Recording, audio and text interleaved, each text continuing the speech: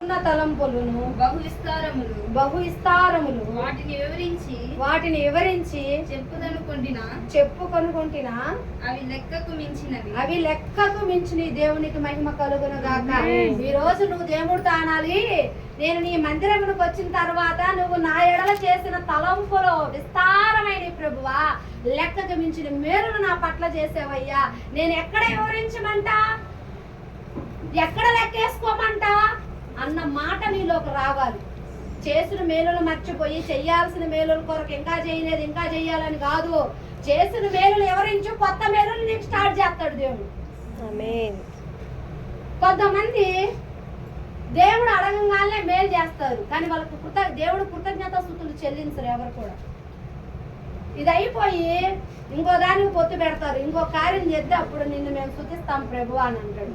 నువ్వు చేసిన మేలుకే స్తుతి చెల్లించినప్పుడు నీకు కొత్త మేలు చేసి ఏం సుఖం? ఎక్కడ దేవుని నామాన్ని గణపరచబడింది? ఎక్కడ దేవుని నువ్వు ప్రకటిస్తున్నావు? ఎక్కడ నువ్వు దేవుని కనబరుస్తున్నావు? ఈ మేలు చిన్న మేలు చేస్తే నువ్వు ప్రకటిస్తే పెద్ద మేలుకు ద్వారం తీస్తాడు దేవుడు. ఇప్పుడు మనం పొలం వెళ్తాము, మేత తీసుకొస్తాము, కట్టగట్టి ఆడ పెడతాము.